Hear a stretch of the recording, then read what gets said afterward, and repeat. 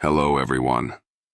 The world stage has seen a multitude of significant events unfold recently, and today on our channel, we delve into a topic that affects millions, yet often remains shrouded in complexity and silence. Why are citizens from certain nations essentially barred, virtually blacklisted from ever setting foot in the United States? We're not discussing just a handful of rejections scattered here and there. We are examining a state of constant visa rejection, characterized by stringent border controls, mountains of paperwork, and approval odds that seem almost insurmountable. Could your nation be included on this restrictive list? Or perhaps even more concerning, is it listed for reasons seldom brought into the light? From regions engulfed in conflict and political turmoil to deep-seated mistrust between countries, these places are rendered almost invisible on America's welcome mat. And consider this startling fact. Several of these countries once enjoyed robust ties with the U.S., relationships that have drastically changed over time. Prepare yourselves, because we are about to dissect the situations of 10 Asian countries whose citizens almost never receive U.S. visas, exploring the intricate reasons why. We'll uncover the layers of politics, history, and bureaucracy that create these invisible walls. Stay with us, as we will present our conclusions at the end of this analysis.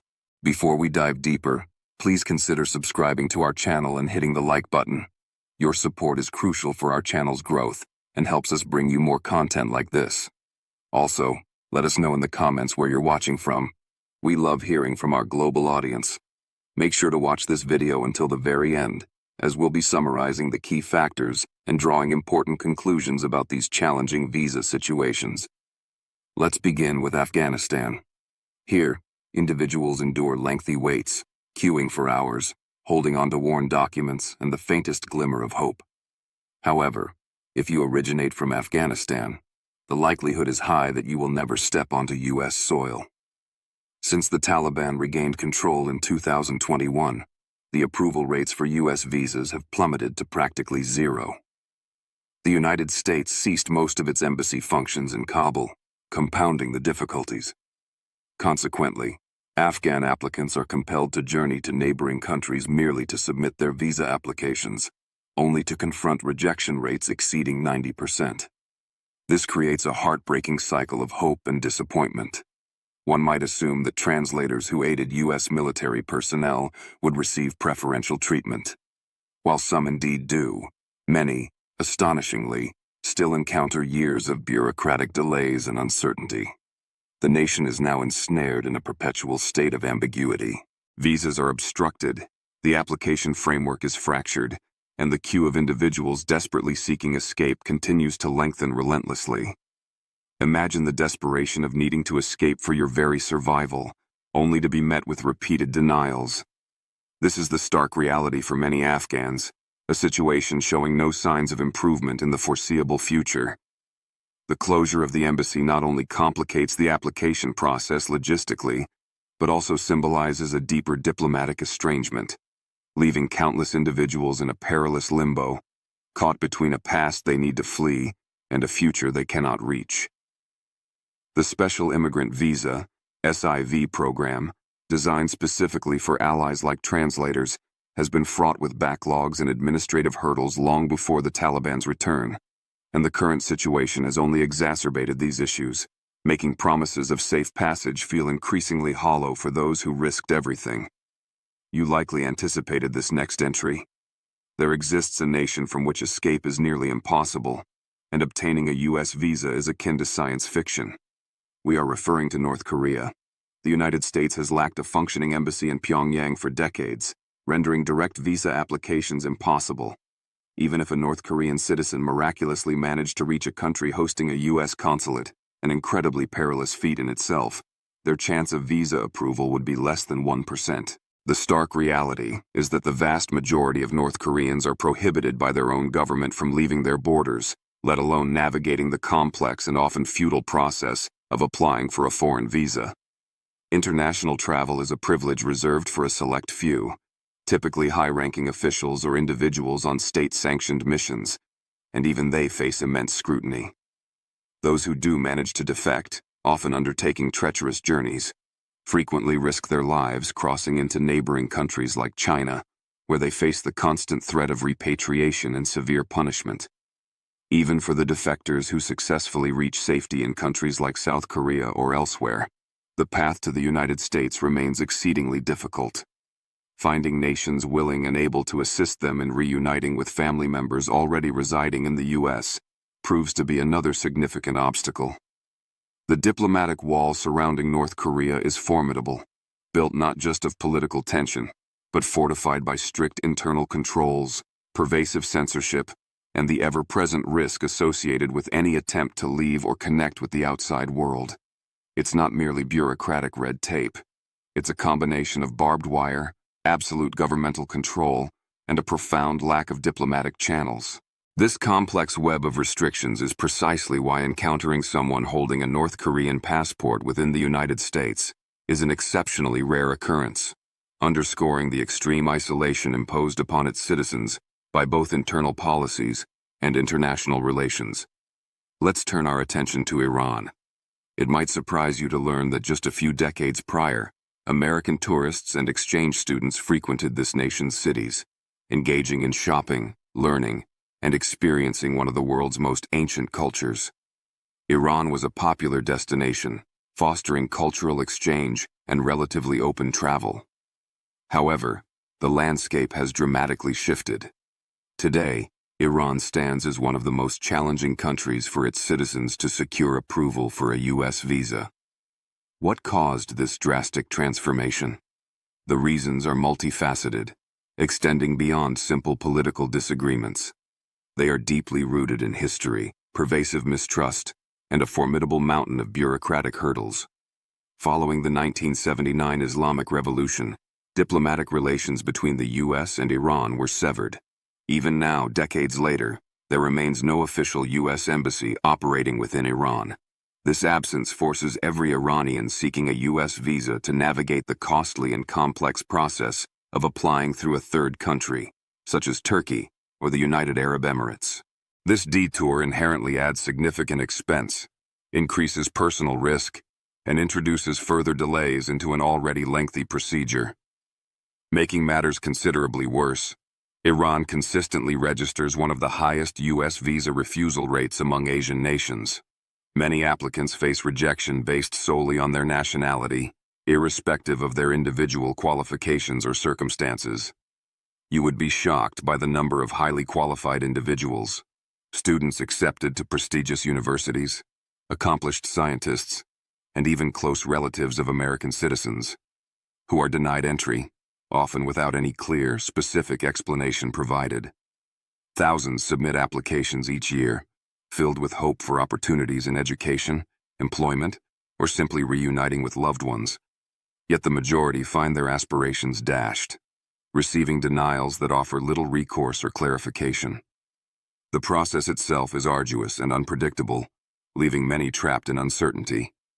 The situation in Syria presents another layer of immense difficulty. Individuals meticulously complete the required forms, painstakingly gather supporting documents, and adhere strictly to every regulation outlined in the application process.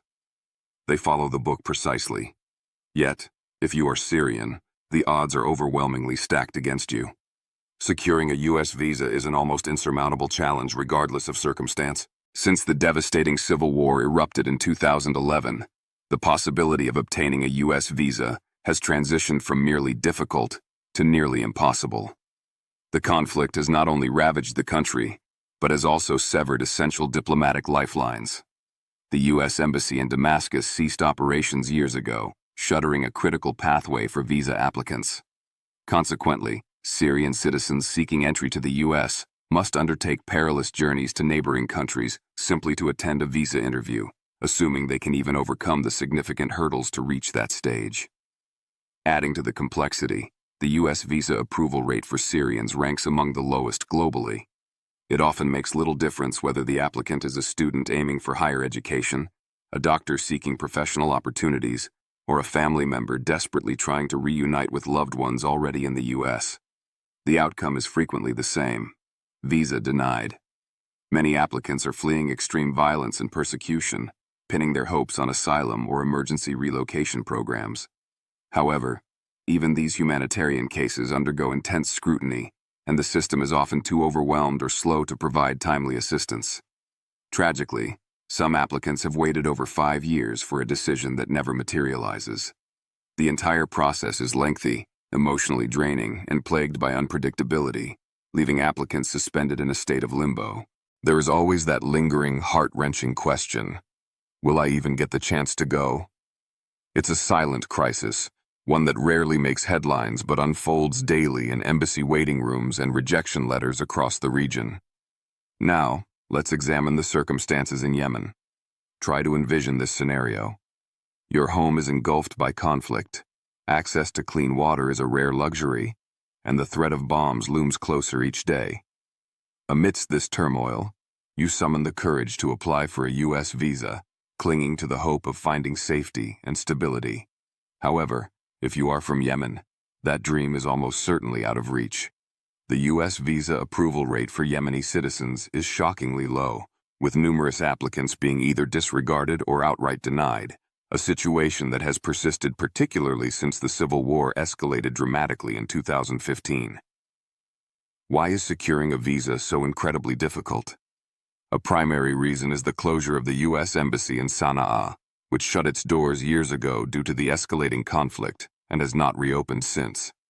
This forces Yemenis into the arduous and often dangerous necessity of traveling to third countries, such as Egypt or Djibouti, merely to apply for a visa, assuming they can safely make the journey out of Yemen in the first place. But the obstacles don't end there. Even those applying for humanitarian parole, one of the few remaining avenues, face immense delays and frequent rejections. It's a heartbreaking predicament that leaves families stranded and futures frozen in uncertainty. Here's a particularly chilling aspect. Some Yemenis holding valid previously issued visas have been turned away mid-travel due to abruptly shifting U.S. policies. Imagine the devastation, all the preparation, all the hope invested, crushed instantly at an airport gate far from home. The visa wall is towering for many, but for Yemenis, it feels practically impenetrable. You would be shocked at how many American citizens have family members stuck in Yemen, unable to be brought over due to years of bureaucratic backlogs, sluggish processing, or cases being silently closed without any justification. Many applicants never receive any response at all. No answer, no updates, just silence. Others find themselves trapped in administrative processing purgatory, a limbo that can stretch on for years. It's akin to applying into a void. The war has obliterated infrastructure and devastated lives, yet for those attempting to escape legally, the very system designed to offer a path often works against them. There's no fast track, no clear communication, and for most, virtually no hope. Consider Iraq. An individual risks his life assisting American troops, serves faithfully as a translator navigating complex cultural and linguistic divides, and meticulously follows every rule laid out for him. He represents the loyalty and sacrifice often asked of local allies in conflict zones. Yet, simply because he is from Iraq, even this profound loyalty and adherence to procedure do not guarantee a U.S. visa. Years after the major conflict, and despite significant historical ties and alliances between the U.S. and certain Iraqi factions, or the government itself, Iraqi citizens continue to face some of the most stringent and protracted screening procedures in the world when applying for U.S. visas. One might logically assume that being a documented ally, particularly someone who directly aided U.S. missions through programs like the Special Immigrant Visa, SIV, designed for translators and others who worked with the U.S., would expedite the process. However, the reality is often starkly different. While the SIV program exists, it has been notoriously plagued by extensive backlogs, complex administrative requirements, and agonizingly long waiting periods. There are literally thousands of Iraqi SIV applicants, individuals who directly supported U.S. efforts, often at great personal risk, who remain in waiting, some for well over a decade. Their cases languish, collecting dust in bureaucratic channels, while they potentially face ongoing threats in their home country due to their association with the U.S. Some are forced into hiding, fearing for their lives and the safety of their families. Others have tragically lost family members while waiting for the help that never arrived. The U.S. Embassy in Baghdad operates under exceptionally tight security, leading to frequent closures, rescheduled interviews, and backlogs that seem to stretch endlessly. This operational reality makes it nearly impossible to build a life-changing opportunity out of that single, crucial visa appointment. It's a paradoxical situation where allegiance and cooperation do not translate into facilitated passage, highlighting a deep disconnect between policy promises and practical outcomes for many Iraqi allies. Let's move to Pakistan. You possess the necessary academic qualifications, you have secured a job offer from a U.S. employer, and you have even diligently paid the required application fee. You've checked every box. However, if your country of origin is Pakistan, these accomplishments might still prove insufficient to obtain an approved U.S. visa. Here lies a shocking statistic. The rejection rate for U.S. visas from Pakistan is exceptionally high. According to U.S. State Department data, the refusal rate for B1, B2 tourist and business visas for Pakistani applicants has consistently hovered around 70% in recent years, sometimes climbing even higher. This staggering figure means that statistically, more than 2 out of every 3 applications are turned down. What accounts for this difficult reality? Despite Pakistan having one of the largest diaspora populations residing in the United States, indicating strong existing ties, Pakistani applicants face multiple layers of additional screening, intense scrutiny, and significant delays. Even students who have earned full scholarships to top-tier American universities have reported having their visas denied without a clear, justifiable reason being provided. A common justification cited for denials is Section 214B of the U.S. Immigration and Nationality Act, which relates to the applicant's intent to return to their home country. Applicants are often asked to provide extensive proof that they will not overstay their visa, a requirement that can be challenging to meet definitively, even with round-trip tickets, substantial financial backing, and confirmed job offers awaiting their return to Pakistan. Here's the particularly frustrating element. Most rejections come without specific, actionable explanations. Applicants receive no detailed guidance on what was deficient, no pathway for appeal, just a concise message stating the application was refused under Section 214B. That's often the end of the road. You would be taken aback by how many individuals are left entirely in the dark, perpetually wondering what aspect of their application led to the denial. Even families attempting the reunification process face considerable challenges. Spouses, elderly parents, and even children sponsored by American citizens can face interminable waits or outright rejections. Administrative processing can drag on for months, sometimes years, leaving life plans suspended in limbo. Furthermore, consular operations in major cities like Karachi and Islamabad are frequently overwhelmed, limiting the availability of interview dates and contributing to slower processing times. Sudden shifts in U.S. policy can also lead to the abrupt cancellation of scheduled appointments with little or no notice, adding another layer of uncertainty and hardship for Pakistani applicants navigating this complex system. Finally, let's discuss Bangladesh. You've patiently waited for months, perhaps longer, meticulously prepared every document, ensuring your paperwork is flawless. You've followed every instruction to the letter. Yet, if you are applying from Bangladesh, the probability remains high that you will not receive that coveted U.S. visa. Consider this stark reality. In recent years, data indicates that more than 50% of U.S. visa applications submitted by Bangladeshi citizens have been denied. This high rate applies across various visa categories, including tourist visas, student visas, and even applications for family reunification. None seem immune from the high likelihood of rejection. You might be surprised at how stringent the rules have become, impacting even those with impeccable records, solid financial proof, and clearly legitimate intentions for their visit.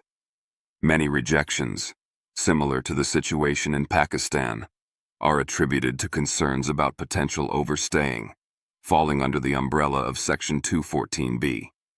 The suspicion often falls disproportionately heavily on younger applicants, particularly men in their 20s and 30s, even when they demonstrate strong ties back home, such as family, property, or employment. And here's a profoundly frustrating aspect of the process. The wait time for a visa interview at the U.S. consulate in Dhaka can be incredibly long, sometimes exceeding 400 days. Imagine waiting over a year just for the opportunity to present your case, only to potentially be told no in an interview lasting under 3 minutes. This is the brutal reality faced by thousands of Bangladeshi applicants annually. Furthermore, the system generally lacks a formal appeal process. There's typically no established mechanism to clarify misunderstandings or correct potential errors in the application or during the brief interview. It's often just a final decision. Refused. Think about the human impact. Parents hoping to witness their child's university graduation in America, relatives eager to meet new grandchildren, individuals seeking specialized medical treatment unavailable in Bangladesh. Their hopes are frequently dashed at the consulate window, leaving them clutching passports stamped refused, often with little understanding of why.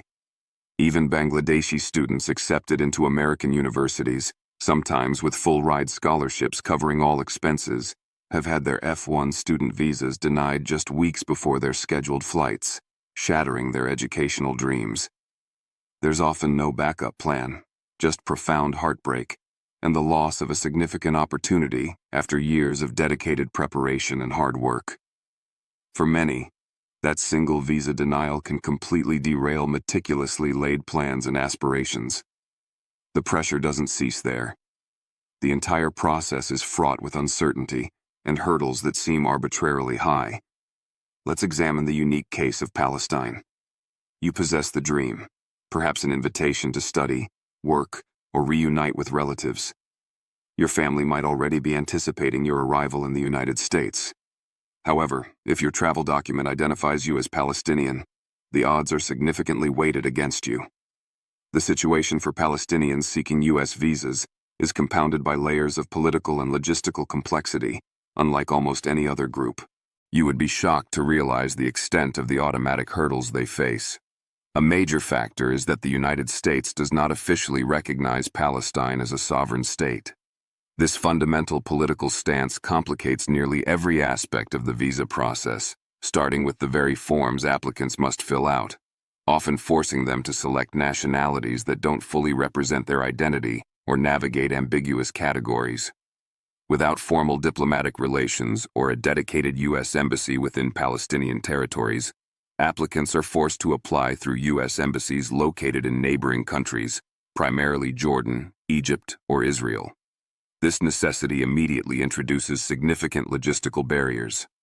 Palestinians, particularly those residing in Gaza, face severe movement restrictions imposed by external powers. Just physically reaching the designated U.S. embassy for an interview becomes an obstacle course fraught with checkpoints, permit requirements that may never materialize, and inherent safety risks. Even if an applicant overcomes these mobility challenges and secures an interview, the rejection rates remain disproportionately high. Palestinian applicants are frequently subjected to heightened scrutiny and suspicion, often related to security concerns or the perceived risk of overstaying, amplified by the lack of a recognized home state to return to easily. Even those with strong documented financial ties, family support in the U.S., or clear non-immigrant intent find their applications sidelined. Here's the silent barrier that many overlook: the sheer difficulty of movement itself.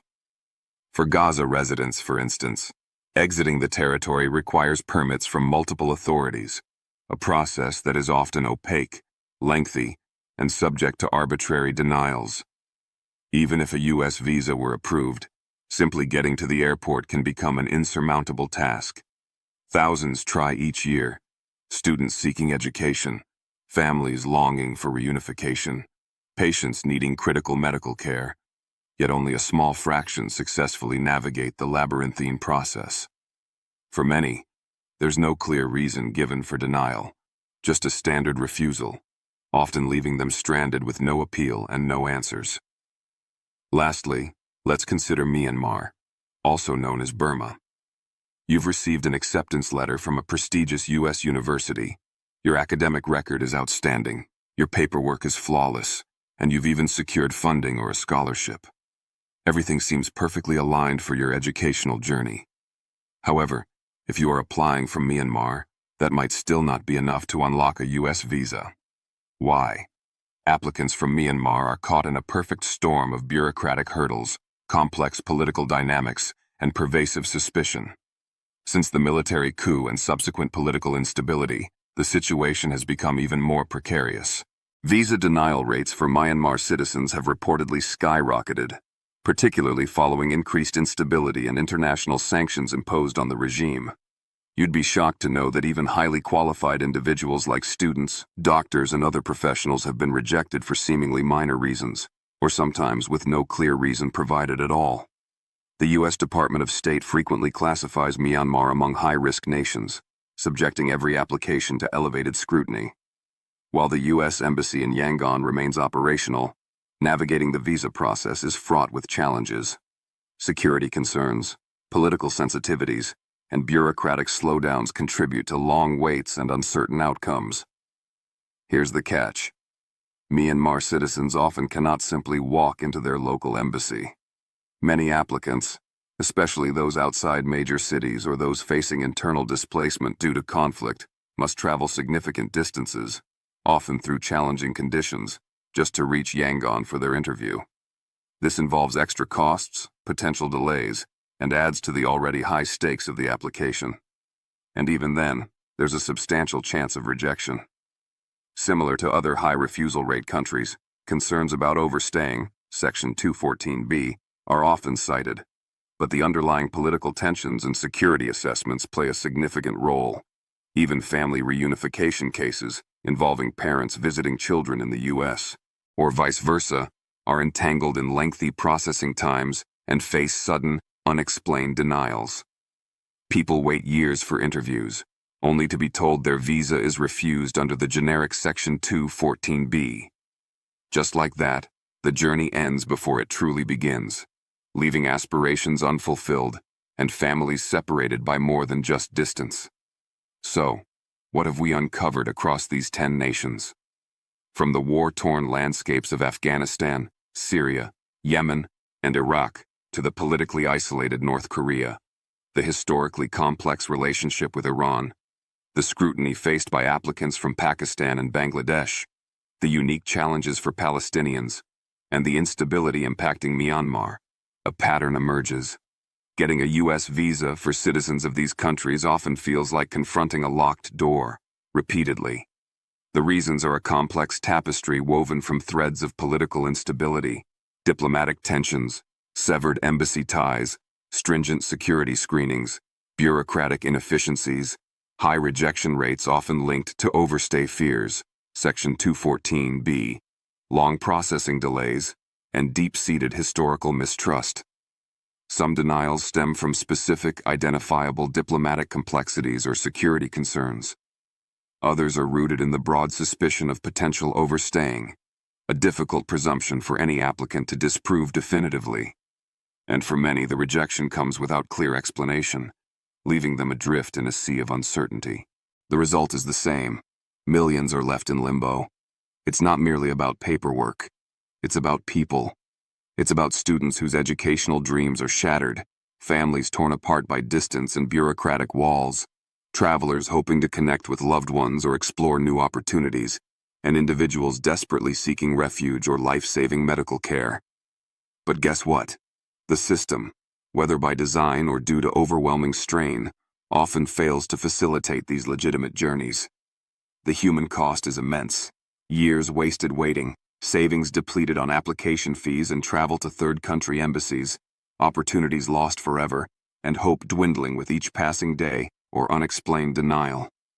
If you found this exploration eye-opening, please support our channel by hitting that like button, subscribing for more in-depth analysis, and sharing this video with others who deserve to understand the truth behind the visa wall. Let us know your thoughts and experiences in the comments below. Where are you watching from, and have you or someone you know faced similar challenges? Your engagement helps keep these important stories in the spotlight. Thank you for watching.